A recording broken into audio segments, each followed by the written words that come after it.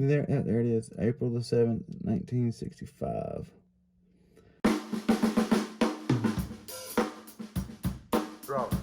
So a lot of people's been asking, getting old drums and fixing them up. So I decided to do a video on showing exactly how my approach on restoring a vintage Lugwig drum kit.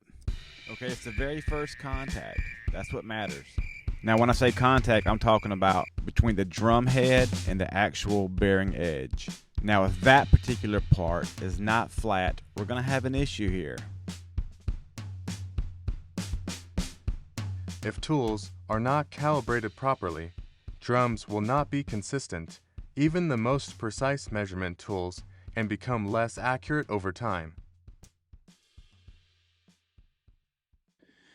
Now here's what we're going to be using here, and I like this machine here because you can lower this down in increments here, very small increments, just by tightening that down.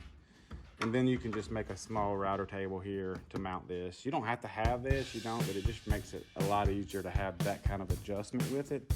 You can possibly get by with just being able to make increments with a typical router on a base, but this really was good. And I got it right here mounted to a piece of MDF. Very precise cut, fits in there just perfect.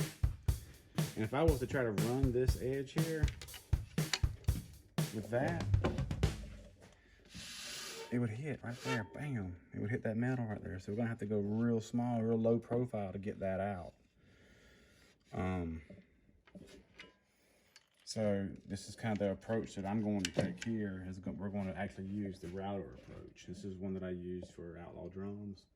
We're going to probably use the router approach because it's going to have a low with a real small bearing on there.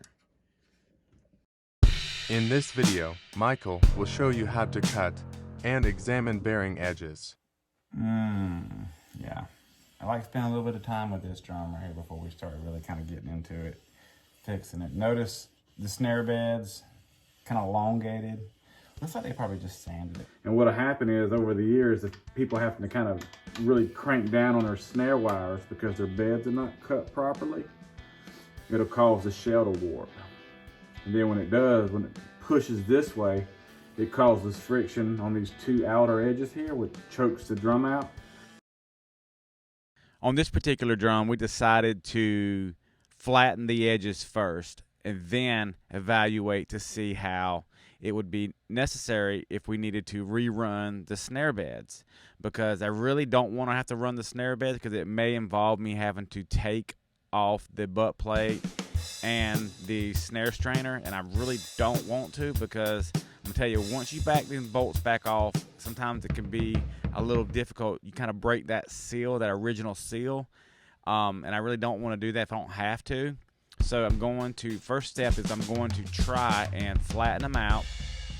Traditionally, I would really like to run the outside edges first with a router on the table, and then go into it with the inside.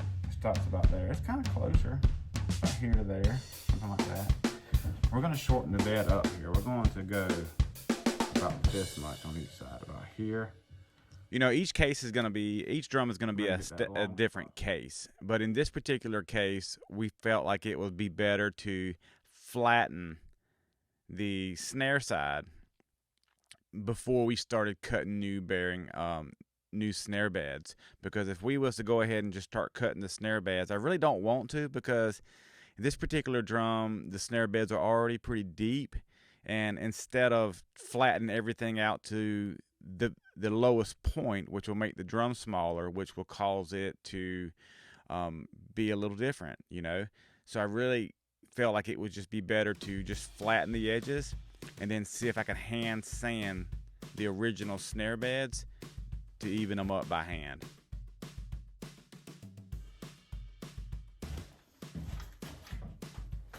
Now here we are starting out with a 120 grit sand pad. I don't want to go too vicious right here on this because you can take off a lot real fast depending on your grit. And these are just basically like a sticky pad sandpaper that you can stick to a solid surface, which in my case I stuck to a piece of granite. Working each side back and forth, flipping it over just checking it very close, making sure that, because you can tell once you start doing this for a little while, you can start telling where you've made contact all the way around in the spot, if you have to go down more or not. So what we've put marks on the side of it. Let me show you.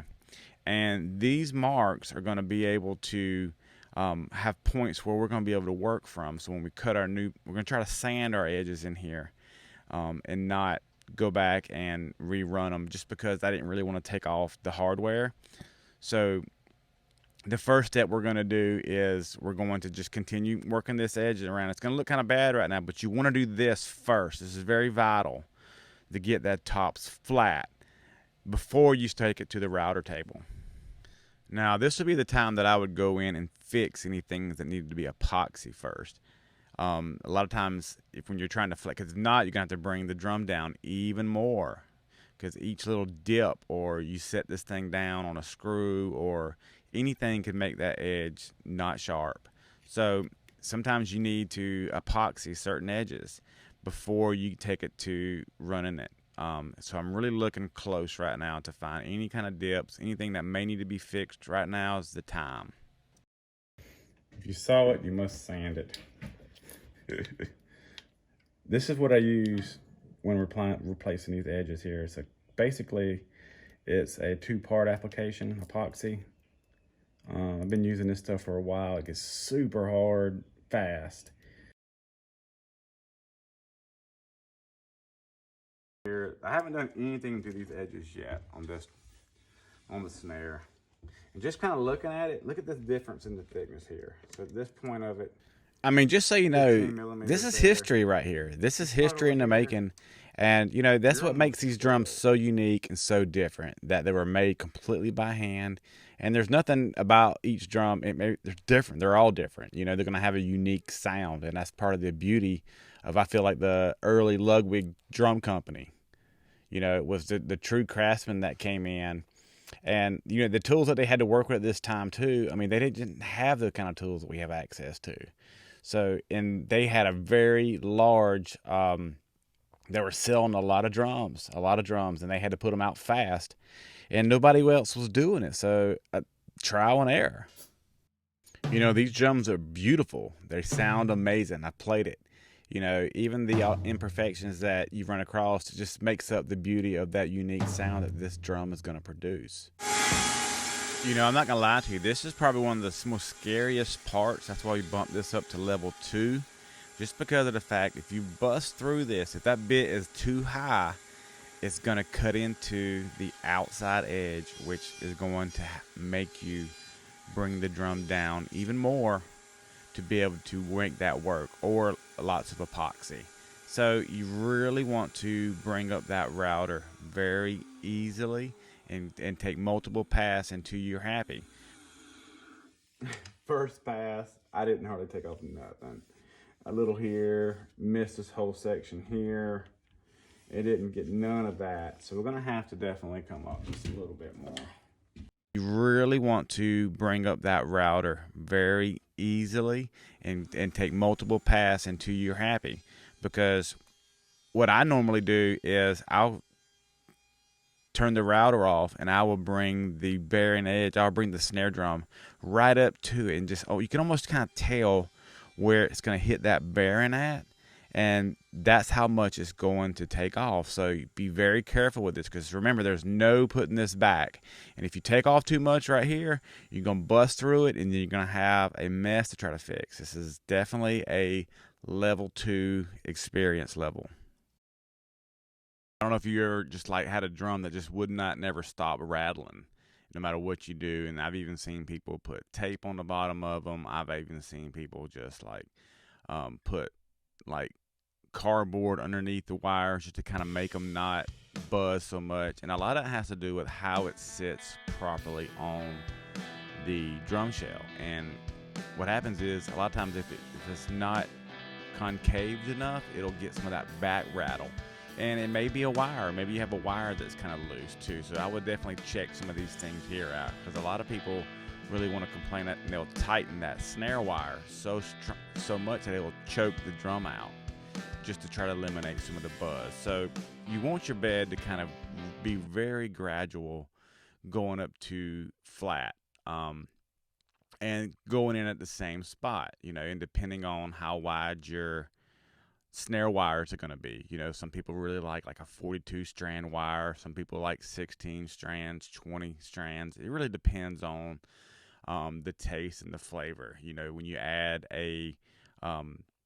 more wires to the bottom, you're going to have more of a snary buzz factor. And so it's a lot of it is personal preference. I mean, even the butt plate here, it's close. It's really close. It's not too bad. Not too bad. And I don't know why, and it may be just a habit of mine, but I really enjoy running my fingers around the tips of those edges, like over and over and over. I guess just the years of building drums, you just kind of get in the habit of just kind of rubbing that top edge with your fingertip, and you can really tell a lot by doing that where it's at.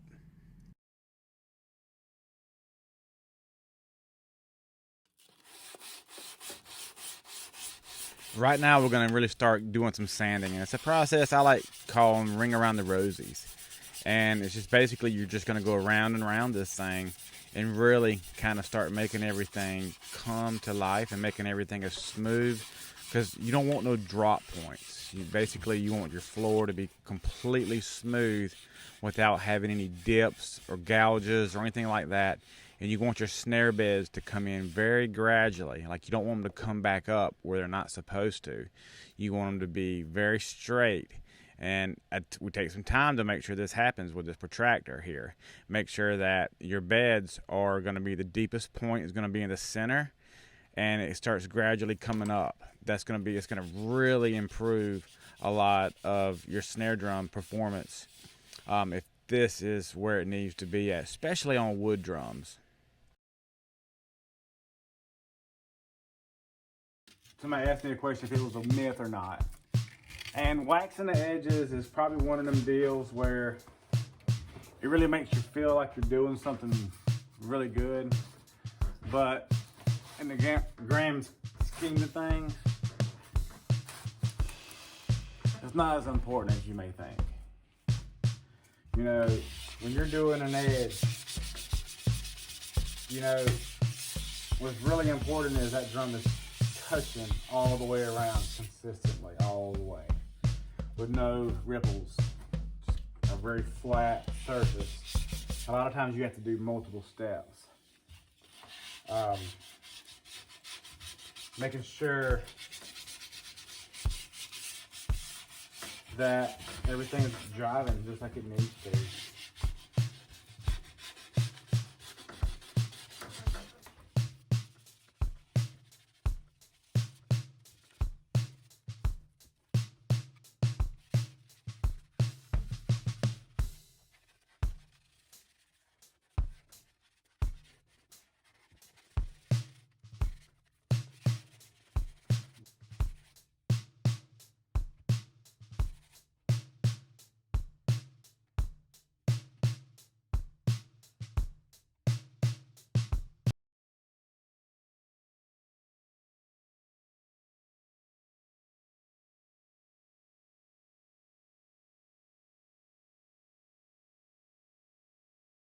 This is pretty unique stuff because the actual kerf has the laminate married into it, like it's part of it. Like if you was to try to take that off, you could not. And this is some American history right here, and you can tell, you can see where the hoops has been on, how it's kind of changed the color just a little bit over the years. You also can kind of see exactly where the veneers kind of overlap on the inside. And how it affects this drum shell and how it affects the sound, and why these drums sound so unique. There's a lot of things that make these drums more valuable, and this is one of them, because you're not going to get a drum kit like this ever again. This is definitely one of those painstaking adventures that this company took on. They actually did extreme amount of tests on a lot of these drums. They would drop them out of airplanes. And they just progressed and build some of the most amazing drums today.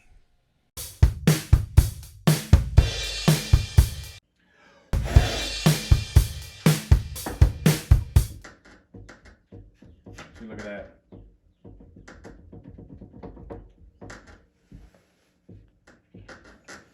It's hitting here, and it's not hitting there. It's pretty good on this side. This side over here,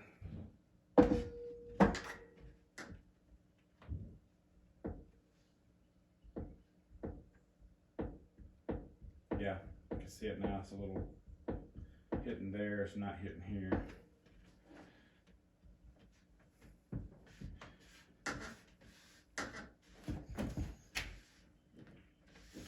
I mean, just like anything else, a really good guitar, a lot of the money that you're paying for is the setup on it. Get it set up right. When you get a really good guitar, a lot of times it's had time to go through the intonation, it's set, all the adjustments are set, the heights, everything has been kind of calibrated. That's key. Because I don't care how good the instrument is, if it's not set up properly, it's not going to sound as good, it's not going to play as good. And this is part one of these steps that are so important here. You have to make sure that this bottom head is completely flat and it's touching at all spots. Very important. You can get a light and come in here and shine.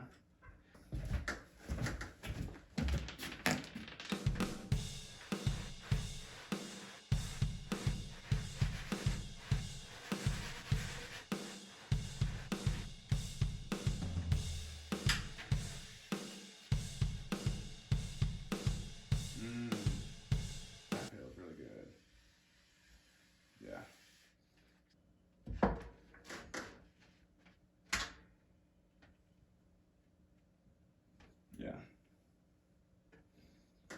it's really good. The edge is really good. Now let's go to this other side.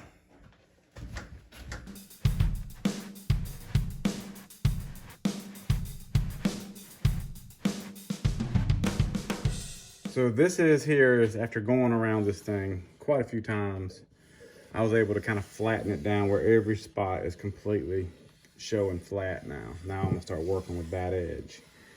Yeah, I don't want to start the next process until you have absolutely 100% sure it got it 100% flat, because if not, you're just spinning your wheels. So I'm getting ready to do me a little application here. Found one spot that was very loose on the corner right there. Normally that's where you're gonna have your differences. That right there is on that edge that I epoxied.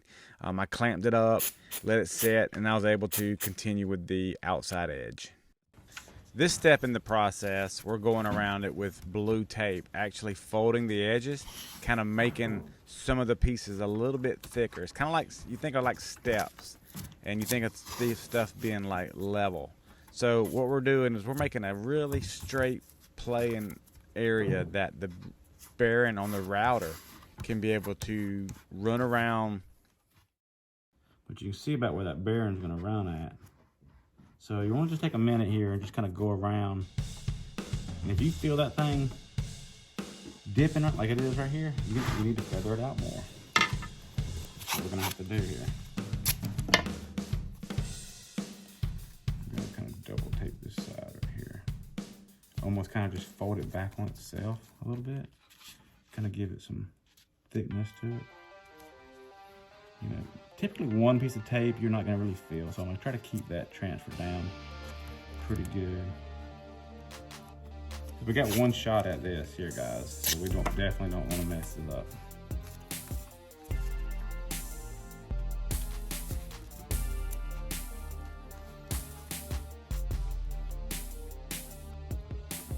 Yeah, and you want to make sure your bearing that you're going to be using turns smoothly. Sometimes these bearings could be seized up here. If it's seized up, it could possibly leave a burn mark on this veneer here. And we don't want to do that. Cool. And this is kind of controversial right here. I actually run the outside with a hand router first. And you could totally do this on a router table if you wanted to. I kind of like doing it with this because, especially when they're not 100% even, you can kind of go back over it again and keep working it, because as long as you're holding the router straight and vertical to the drum, it's not going to cut off. It's kind of like a little safe factor. I can definitely say that I do need a bigger router table. typically I'm doing snare drums. So yeah, I'm having to be real careful to have even pressure downward and being careful not to keep pressure down towards the ends because it'll push it up.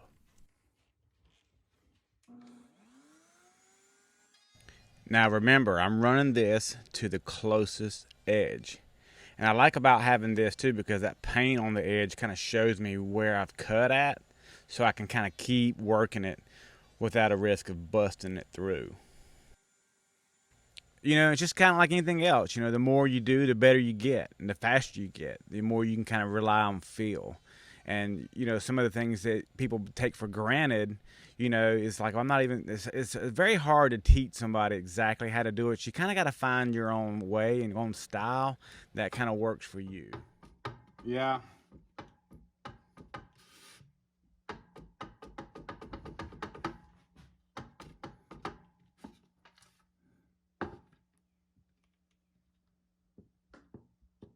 A little bit of wobble that way, and a little bit of wobble this way. Okay, we're going to take that out of there because we're actually losing a lot of sound tone just from that amount right there. You know, even if you don't have a flat surface to put a drum on like this, you can use a table saw bed. A lot of times they're really flat. You can use a piece of really good, piece of maybe a small piece of MDF that's known for being perfectly flat. There's a lot of ways you can check this kind of stuff. You know, if you have a flat surface in your house, sometimes people have like a marble countertop on there they can just set it on, or a granite. You can get really close with those. You know, I'm not saying they're going to be 100% perfect, but really close. A lot of this is we're going to work this to where we're really get these edges exactly where we're needing. Just kind of these edges were actually probably the best shape. It can be an issue, big time issue. And yeah, here's another one where the veneer just kind of, you know, and it's cool. But it's just overlapped. See how it's just overlapped. It's not smooth right here. And you can see how it kind of. So if you was to run the edge with that right now, you would definitely bust out the front of this, and you would go way too far. What I'm going to show you is how we can eliminate all of these problems here, going by step, not having to bust out. Because if you was just to go to take that right now, you would probably be in a serious mess. It would just come out the other side because it's way more here than it would be here, and it's going to show up on that outside. That's why I like doing the outside first, and then we're going to work the inside 45 point very slowly until we graduate all the way to the end here. Sets right here, they are a booger to mill because of stuff like this. So you got to make sure that if you're rerunning some edges for somebody, or you got to make sure that you're charging enough, because I'm gonna tell you, something always comes up when you're doing this stuff. Just like that, I didn't even know that was there. Just a little loose. We're gonna put some epoxy in that, and we're gonna clamp it. So right here, I'm gonna call level 2 tenderfoot. So basically, at this point of the process, I would describe this as if you can do joinery on cabinets in fancy ways, you know, mortise and tenon kind of stuff. Can you do dovetail joinery? I would kind of make this on that level, just because of the fact that you've really got to work with your hands really good right here. And not to say this is very difficult, and because it definitely looks easier than what it is, but continuing to have pressure down in the particular spots is very important, especially on doing something like this, because you've got one shot at this.